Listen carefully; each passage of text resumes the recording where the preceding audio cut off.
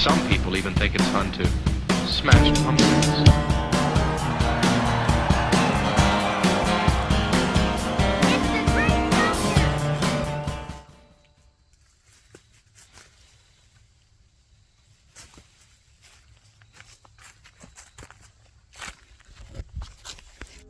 I got a letter. Its author was anonymous, but it told me to go to the old abandoned asbestos factory for some free candy.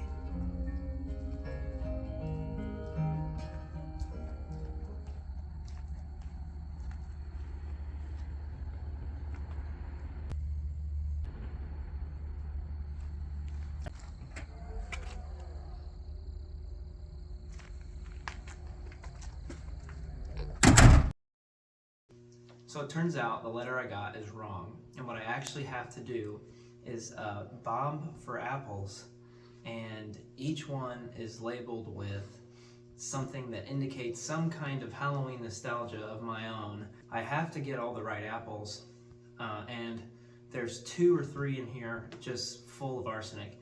So if I get the wrong apples, I'm just gonna fall over dead. So here's the stakes. I'm going to bomb for an apple, and then whatever one I get, I gotta talk about. Do I at least get to take my jacket off? Okay. Okay, so I'm gonna take my jacket off. I like this. It's like a Halloween party, man. Like old school. Here we go. All right. I just realized there could be a potential catastrophe here. I don't even know how you're supposed to get an apple in your mouth.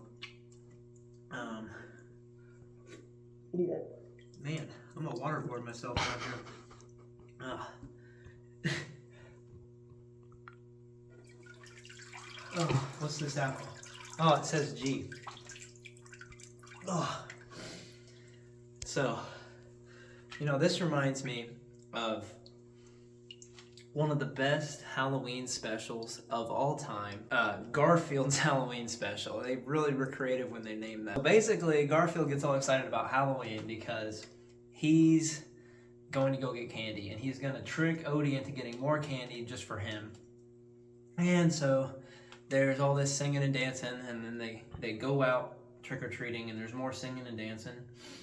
And then they end up trying to row across the river to get more candy from the houses over there. And Odie's stupid, and Garfield thinks he's smart, and they end up losing the oars to the boat. So they're just adrift on this river for a while, and then they come upon a house, an old spooky house. So they go in there, and there's an old man, and he tells them this really horrifying story about these pirates that came and buried their treasure there, and that they would come back 100 years after that happened, and that tonight was that exact night. At midnight, they'd come back, and Garfield and Odie are like, okay, whatever. And then the old man disappears, as they do, and then the ghost pirates show up, and it is actually really creepy. It always freaked me out as a kid.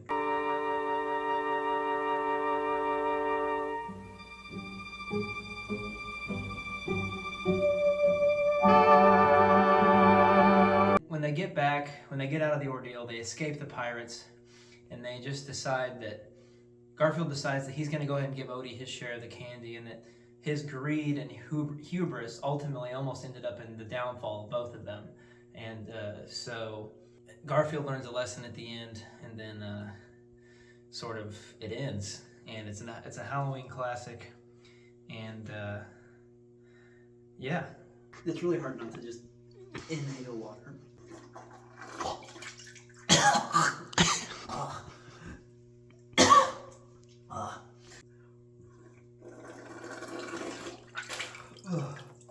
Oh, SH.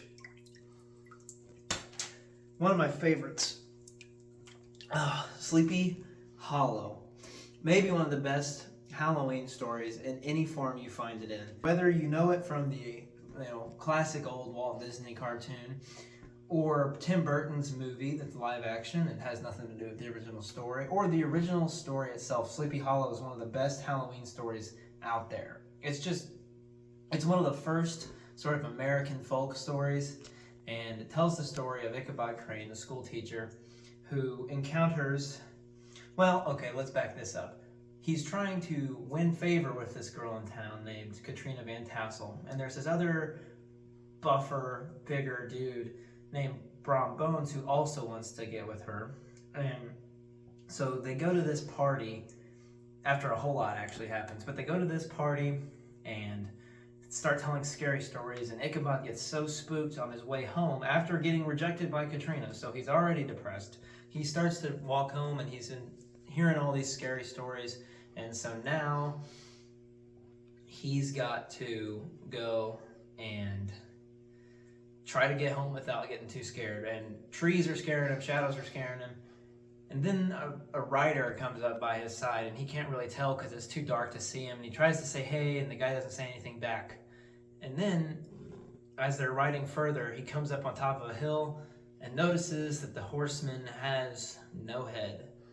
Ichabod takes off running on his horse, and he knows if he gets past this bridge, as legend says, if he gets past this bridge, the horseman will not be able to cross and take him out.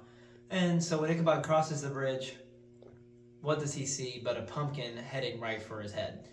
And then that's the last we hear of Ichabod. People the next morning found his hat and saddle on the ground, along with a smashed pumpkin. Then they never hear from him again. People say that he went and just taught in a different state. You know, he just had enough of New York and Sleepy Hollow. But some say you can still hear him whistling down by that old bridge to this very day. That's the story of Sleepy Hollow. The movie with Tim Burton is just leaking Halloween all over the screen, all over your living room. It gets all over the place.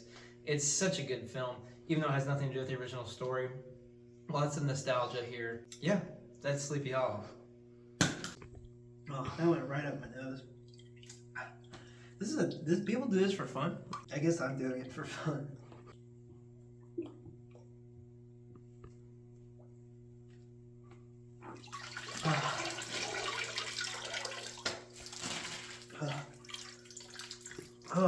Well, as you can obviously tell,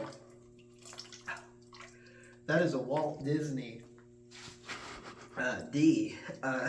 Around this time of year, Disney Channel always had Monstober going on, and they had these horrible movies like Halloween Town and The Nightmare Before Christmas. That's not a horrible movie. And then other just Disney Channel original Halloween specials like the Hannah Montana Halloween special, the Shake It Up Halloween special, or the Wizards of Waverly Place Halloween special. And I thought, what a great idea it would be to go back and watch these for this video. And I mean, before I came here to this nice gentleman's house tonight, and I thought, how cool would it be if I rewatched these? So I started with Hannah Montana. And I realized quickly, I don't remember ever seeing this, and so there's not going to be any nostalgia here for me. So I was thinking of one particular episode in which Miley is dressed up like a zombie of some kind. So I find that, and it's not particularly Halloween, but it has this whole TV show that she's guest appearing on where Jake Ryan is this zombie slayer, and then Hannah Montana is the guest star, and she's this zombie, and they're supposed to fall in love and kiss, and she doesn't want to kiss him. And then she does want to kiss him. But at that point, her friend Lily really wants to kiss him. And so they start to go back and forth, and then they decide that, it's not worth fighting over a guy, and their friendship is whatever. So I suffered through that, and then I thought, you know what? I'm going to watch Shake It Up, because that was one of my favorite shows, and I was like, I'm going to watch the Shake It Up Halloween special. I started watching it. I got approximately 10 minutes into it, and I said to myself, some things are better left in the past. And so I stopped. And I did not continue watching any of those Disney specials because I want to make a point about nostalgia here. When you go back to the past, it's never the same. It's kind of like going back to summer camp when no one's there. Or it's like going back to school when you're not a student anymore. You're expecting all these same feelings to come back, and they just don't, because those were for a certain time and place, and they're better left there. And so that is where I will leave all of those Disney Channel movies and Halloween specials. and Nickelodeon too, but that was easier to carve.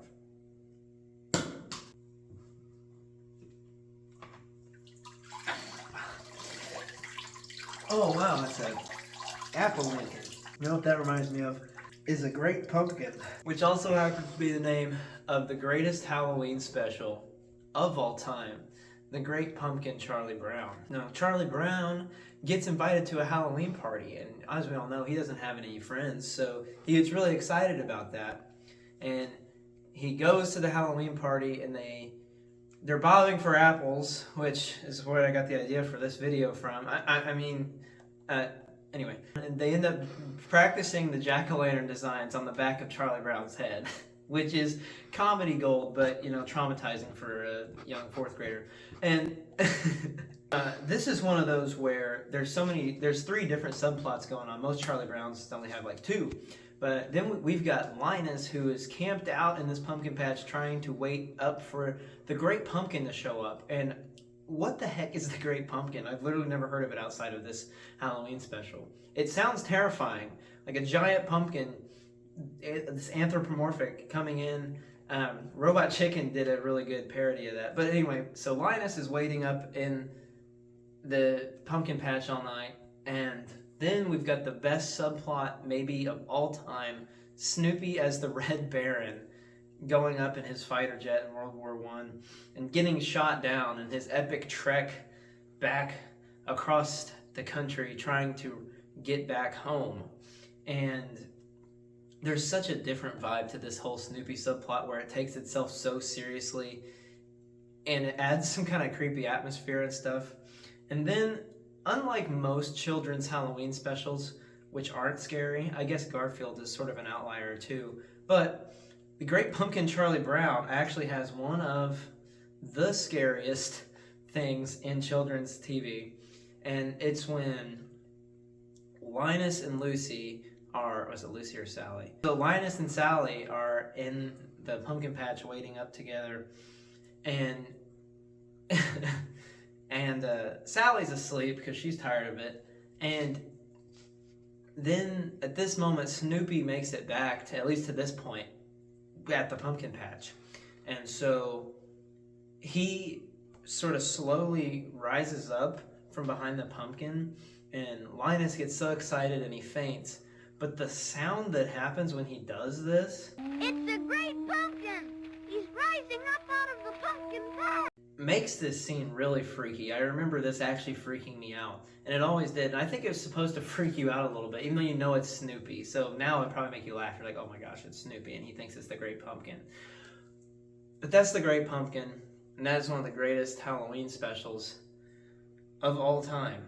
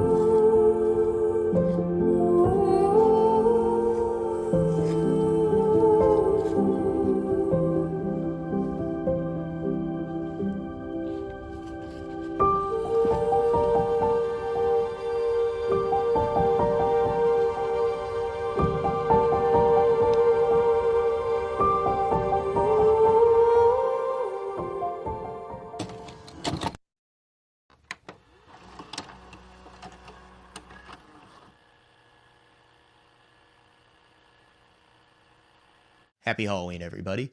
My name is Jaybird. I am another YouTuber here, well, on YouTube, who talks about creepy content just like Carnie does, just a lot worse. His videos are a lot better, I promise. But regardless, he asked if I would like to come over here on his channel and talk about some Halloween nostalgia, and I thought that would be a really fun idea, so here I am. When asked to think of something nostalgic for Halloween, my brain went to a lot of different things, such as the Goosebumps books and TV shows, Are You Afraid of the Dark, Scary Godmother's Halloween, if anyone remembers that. But there was one that my brain kept coming back to over and over again, and that is the Scary Stories to Tell in the Dark books. I believe there were 3 of these books, at least there were in my elementary school's library when I was a kid, and I would check them out over and over again, basically until I wasn't allowed to anymore, and then I would move on to the next one, check it out over and over again, and so on and so forth, until I'd eventually just go and restart the series again. I love these stories. They were definitely a very big thing that got me into horror at a young age, and, put me where I am today, talking about weird and creepy things into a camera, in a room, alone. I need help. But I realized, for the life of me, I don't really remember them that well. After all, it's been like 10 to 15 years since I read these books last, and I don't really remember many details. So I thought for this video, it would be a fun idea to go back, look at some of the stories that I remembered enjoying as a kid, and then talk about them today for some Halloween nostalgia. So the first story I remember is The Big Toe. That is the title. Basically, a kid is out in a garden gathering all the fruits and vegetables that have grown when he stumbles across, well, a big toe.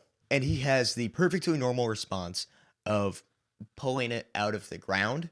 And when he does, he hears like a groan from the ground and something scamper away beneath him and just goes, "That's weird," and then just puts it in the basket like with the carrots and potatoes and stuff. So he brings it inside to his mom. And, she's sorting through all the vegetables and whatnot. And it's like, oh, this toe would be perfect for a stew. So they just eat the toe and then just go about their days like it's normal. Now, the kid is trying to sleep that night when he hears a raspy, haunting voice coming from outside of his house saying, "Where's my toe?" Now, the kid thinks maybe I'm dreaming, maybe the voice isn't real. But then he hears it again, this time closer to the house. In fact, it's at his back door. But still, the kid is just like, I'm just going to close my eyes and go back to bed. If I go back to bed, when I wake up, this thing will be gone and I'll be fine. But then he hears the door open. And whatever this thing is, lurk into the house and walk through the kitchen, once again calling out, "Where's my toe?" And this happens room by room as it gets closer, walking to the stairs, going up them, down the hallway, until finally the kid hears it from outside of his bedroom door. Now, by now, the kid is terrified. He is hiding under his covers, praying to God that this thing does not open the door and come in. And if it does, it better not find him. But then he hears the sound of his door creaking open as his fears are realized. He hears the sounds of the floorboards creaking as footsteps enter his room slowly, one step at a time, until he hears them stop mere inches from his bed. And the voice asks once again, "Where is my toe?" And then the covers are flown from the sheets as the boy is face to face with this monster in front of him as it screams, "You have it." And then the story ends, presumably with the thing that lost its toe getting justice on the kid that seriously just stole his toe from the ground. Not a great story, but remember, this is like 2 pages of text meant for children in an early reading level, so, And then one other story I remember liking a lot is that of Harold. This story basically follows some farmers who bring their cattle up into the mountains in winter. So basically these 2 farmers will be up there for about 2 to 3 months or so, just until the cold goes away, and then they'll take their cattle back down into their actual farm. They've done this every year. It's always boring, and this year is no different. And after just a few days, the farmers find themselves bored. So they decide to combat the boredom. They are going to use some extra sacks and clothing they have around to make a scarecrow. And this won't just be any normal scarecrow. It's going to be based off someone the farmers know, another farmer named Harold. And Harold is described, frankly, as being a jerk. The other 2 farmers hate him, they find him rude, so they decide they're going to make this scarecrow up to look like Harold and then bully it.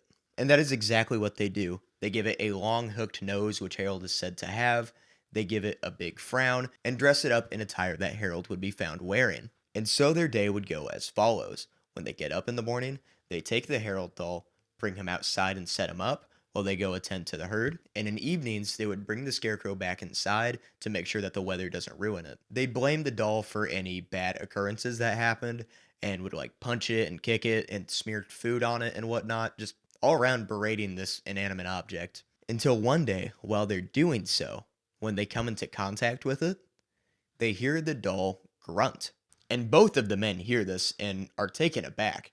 As you know, a scarecrow that isn't supposed to be alive probably shouldn't be grunting when you touch it. And the two men are freaked out. The farmers decide they are just going to let the doll sit there. They're not going to take it out of that chair, and they are simply going to leave it alone for a while. And this goes on for a few days until they kind of realize they're being silly. After all, this is a scarecrow that they made.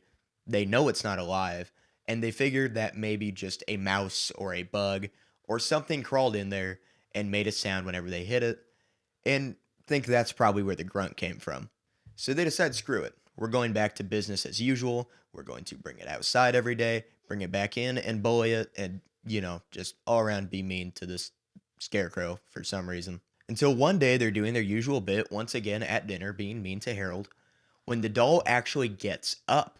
It stands on its own two legs, walks outside, climbs up the side of the hut, and then begins walking around on the roof. And this doesn't just go on for a minute. This goes on for the rest of the day, through the night, and into the morning before the doll finally comes back down and sits in the chair it got up from at dinner the previous night. Now, the two farmers this time are seriously scared. They could have justified the grunt by saying there was some rodent that had crawled in there and made that noise. It getting up and walking around on its own two legs like a person for hours at a time, yeah, that thing's alive. But they realize they only have a few more days left before they're able to bring the cattle back down. So they say all they're going to do is leave the doll alone, don't touch it, don't look at it, and then whenever the time comes for us to leave, we are going to leave it behind. So on the final day, they gather up all their things, they get the cattle, and begin heading down the mountain.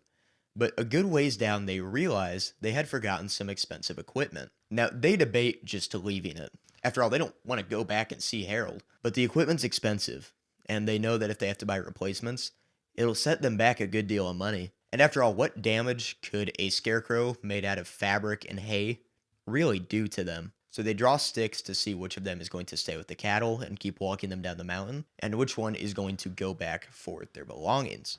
And so the farmer that draws the short stick heads back, tells the farmer with the cattle that they'll see them in a while, and then disappears off the trail back up the mountain. And the farmer that remains just keeps walking the animals back down until after a ways he can see that there is a clearing behind him, one that lets him see perfectly back to the hut that they had stayed at, the one that the farmer had went to get their belongings, and the one where Harold was left behind at. And when he looks back, he sees that Harold is walking on the roof once again, just back and forth, back and forth. And then he sees that the scarecrow reaches down and grabs a thing of human skin to lay out to dry. Harold had killed and skinned the other farmer. Now, those of you that didn't grow up with these stories or haven't checked them out are probably listening to this going, okay, but what's the big deal? Like, these stories seem, rather childish, kind of silly. And I agree, but my love, and I'd say most people's love for these stories, doesn't come from the stories themselves, but from the artwork that was attached to them. See, most, if not all, of the stories had an illustration at the bottom that, was supposed to show something from the story. And for context, this is the one that was with Harold. Most of the art for these series was kind of horrific considering it was made for like 1st to 5th graders. And that is exactly the reason why myself and so many other people not only love these stories, but also remember them now. I can't tell you a single detail from half of these stories, but what I can remember rather vividly is a lot of the images that went with them. And it is because of that that I have this nostalgic feeling for all these stories, because while the stories weren't great, the artwork, in my opinion, was and still is incredible. Now, I know recently, like a few years ago, they made a Scary Stories to Tell in the Dark movie. I did not watch it, so I really don't know if it's good or not. But if you are interested in checking it out, I'm sure it relates to the stories in some way, or else I don't think they'd have named it after it, and had some of the monsters from the, books in it. So it might be good, I don't know. So yeah, when I think of Halloween nostalgia, Usually it's the scary stories to tell in the dark books that jump out to me. I'd love to give a huge thank you to Soul Carney for having me here today. He seems to be a very wonderful person, and was very kind enough to invite me on here to talk about some Halloween nostalgia. If you're new to Soul Carney, if this is like your first video or you're just a relatively new viewer, I would recommend checking out his Vita Carnus videos and his Combating Darkness videos. They're both very good. They're very different videos as well. But you really can't go wrong with any of the videos on his channel. They're all great, just those are my favorites. And yeah, just thanks again, Soul Carney, and I hope everyone has a very happy Halloween. Thank you. I just want to thank Jaybird for coming on and doing a segment for this video. He knocked it out of the park. It means a lot to me that he was willing to do this. If you haven't gone and checked his channel out yet, get on that, like, right now. Go check out his last video about Baraska and his, like, hour-and-a-half long creepypasta breakdown. His video on Winter of '84, probably his best. So go check out Jaybird while he's still a smaller channel. Get in there before he hits 100K, which I imagine will be pretty soon. Don't let him fool you. He's way better at this than I am. So go check him out if you enjoyed his segment, if you haven't already. I hope you enjoyed this video. I tried to have a little bit of fun with it and do something different and new and try some new things out. And I hope you enjoyed that. Let me know some things from your childhood that bring up nostalgia this time of year. There's a lot of stuff I didn't get to mention, like Scooby-Doo and Van Helsing and all these other old monster movies that I just adore and watch all the time, and bring back a lot of memories this time of year. And without no further ado, from me, the Soul Carney, from Jaybird, to you, happy Halloween, and I'll see you next time.